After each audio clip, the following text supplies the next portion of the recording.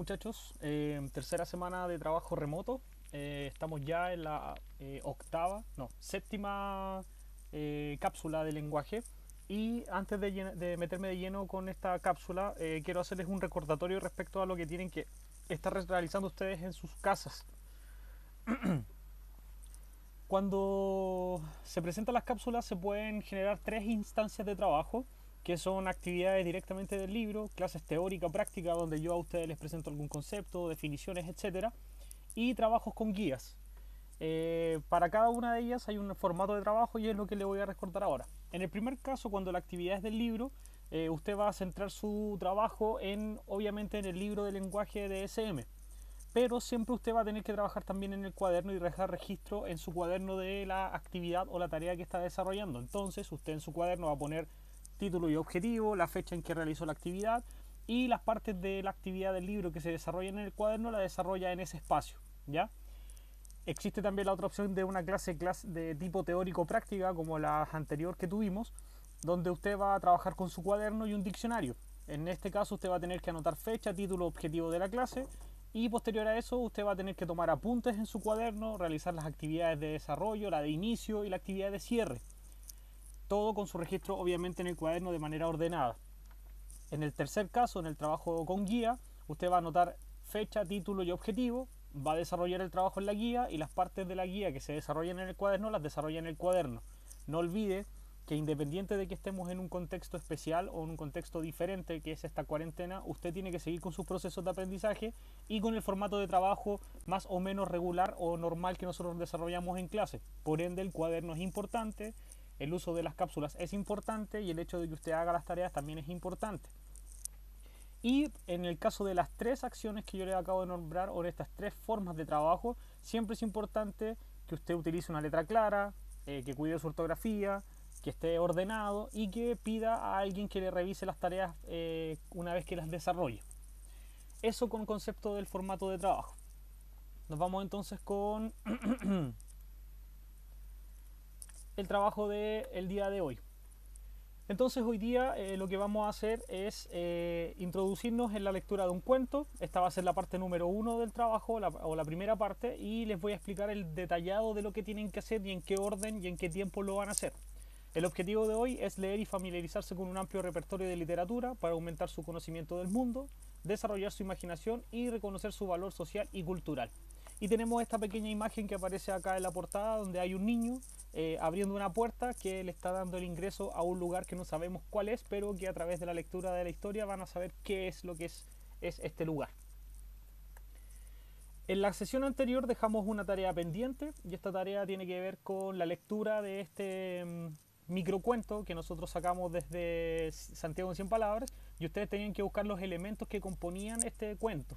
Lo mismo que hice yo en un ejemplo de la cápsula anterior y vamos a revisarlo. Entonces, el texto o el cuento que tenían que leer es El actor del semáforo y vamos a leerlo juntos. Buscaba sigilosamente en la basura los atuendos que vestiría para sus funciones. Cada vez que daba la luz roja representaba una escena distinta, con un guión improvisado, entreteniendo así a sus motorizados espectadores. De reojo, observaba cómo unos lo ignoraban, mientras que otros tocaban la bocina aprobándolo. Cuando se iba a encender la luz verde, culebreaba entre los vehículos, suplicaba una chaucha que premiara su esfuerzo.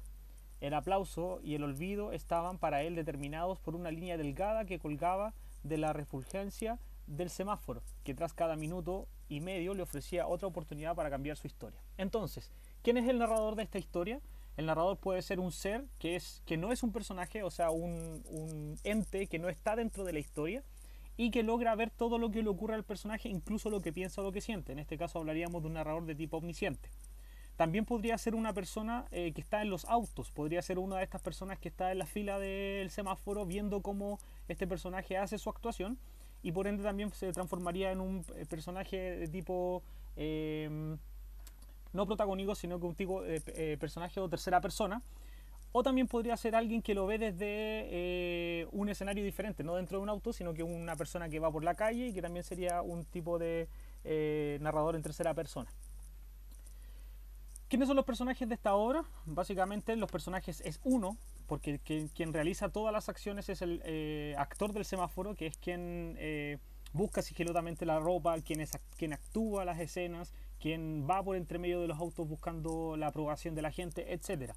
¿Por qué las personas que están en los autos no son personajes? Básicamente porque ellos no cumplen con el mínimo necesario de acciones dentro de la narración para considerarse personajes esporádicos, etcétera.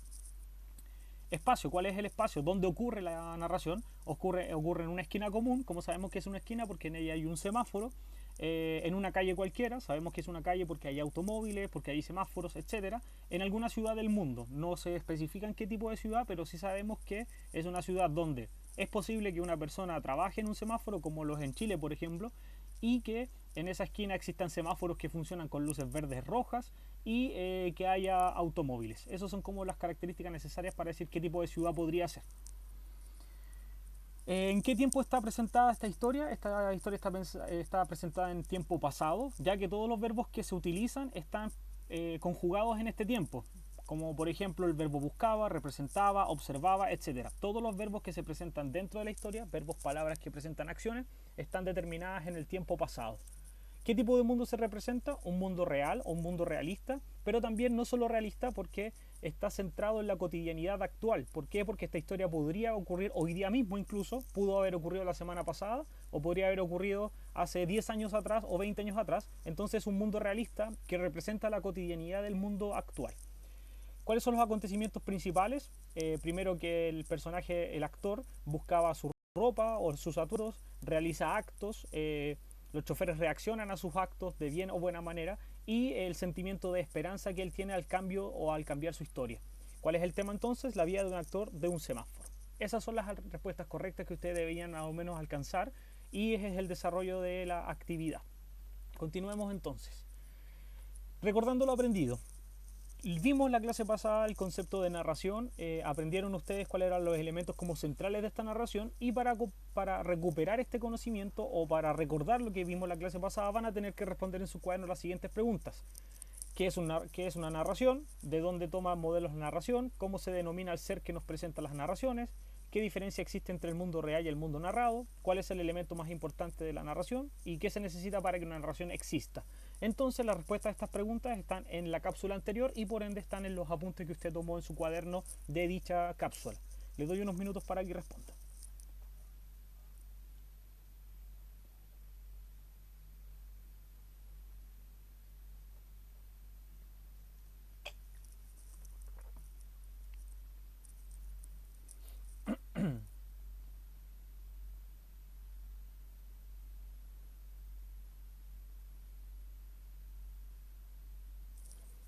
Continuemos. ¿Qué es lo que van a hacer hoy día o en esta cápsula número 7? Van a trabajar con el libro de clases, por ende van a tener que anotar su objetivo, título, fecha, etcétera en el cuaderno y las partes de la actividad que se tengan que desarrollar en el cuaderno, el resto lo desarrollan en el libro con lápiz mina. No olviden que cada vez que trabajen con el libro tienen que hacerlo con lápiz mina. Esto que está acá es la totalidad de la actividad. No tienen que hacer todo en esta primera cápsula, sino que lo vamos a dividir en 3 partes, ¿ya? Entonces, ¿cuál es la totalidad de la actividad? Es realizar la actividad de antes de la lectura, o sea, van a desarrollar las 3 tareas que se presentan en la página 16, los vamos a ver con detalle a continuación. Luego van a leer con mucha atención, una vez en silencio y otra en voz alta, el texto El cuarto de guardar, de la página 17, 18, 19 y 20. Mientras desarrollan la lectura de este cuento que se llama El cuarto de guardar, van a responder las 7 preguntas que acompañan a la lectura y estas preguntas se responden en el cuaderno. Y después de la lectura van a desarrollar en sus cuadernos las 8 tareas propuestas para evaluar la comprensión de la obra leída, de la página 21. Veamos en detalle lo que tienen que hacer entonces. Estas son las páginas del libro con las que le van a trabajar. Entonces, esto que ustedes ven acá en la página 16, estas 3 actividades son las de antes de la lectura, tal como aparecen acá, y ustedes las van a tener que responder en el libro porque tienen el espacio para hacerlo. Luego van a leer 2 veces, una vez en silencio y otra en voz alta, esta narración o este cuento, El cuarto de guardar, que está en la página 17, en la página 18, en la página 19 y que termina en la página 20. A medida que van leyendo el cuento, El cuarto de guardar, van a aparecer acá en los costados unas preguntas que serían estas. Entonces ustedes van a poner en su cuaderno durante la lectura, van a poner el número 1 y van a poner la respuesta. Después número 2 van a poner la respuesta. Y así con la 3, 4, después 5 y en la página 20, 6 y 7. Entonces esas se responden en el cuaderno. Eso es durante la lectura.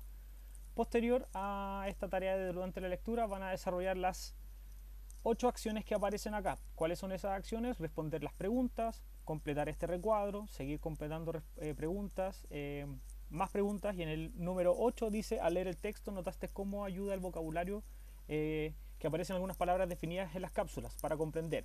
¿Existen otras palabras del texto cuyo significado desconoces? De ser así, subráyalas en el texto. De todos modos pudiste encontrar el texto, ¿por qué? Entonces, ¿qué es lo que van a hacer en la pregunta 8? Van a buscar todas aquellas palabras que no están definidas acá, porque por ejemplo acá tenemos alborozo, que probablemente ustedes no sepan lo que significa y está definida acá. Todas aquellas palabras que ustedes no entiendan, aparte de las del vocabulario, las van a subrayar y van a buscar sus significados y después van a responder las preguntas. Entonces, esto que yo acabo de definirles es la totalidad de la actividad.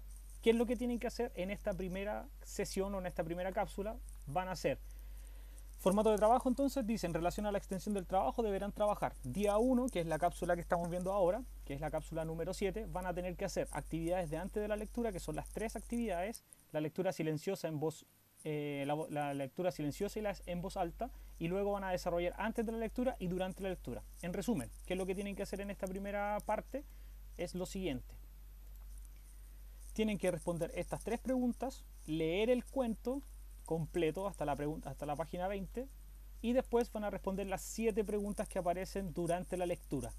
Eso es el objetivo de esta primera sesión. Las siguientes partes las van a hacer en las sesiones posteriores, que son la cápsula 8 y 9 deberían ser. Entonces, recordarles que todos estos trabajos deben ser visados por un adulto y se debe dejar registro en el cuaderno de lenguaje. Por ende, lo que no se puede hacer en el libro se hace en el cuaderno.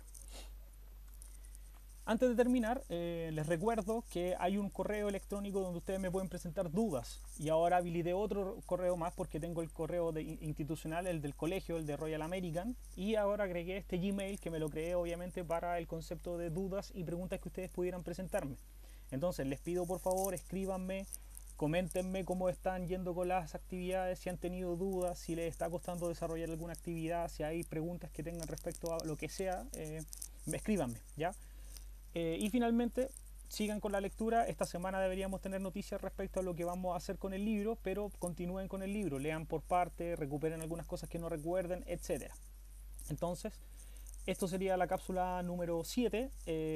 Les dejo obviamente los correos habilitados para que ustedes me hagan las preguntas necesarias, y nos estamos escuchando en una próxima cápsula. Que estén muy bien, cuídense, respeten la cuarentena, lávense las manos, no se expongan, denle amor a sus familias y que estén bien.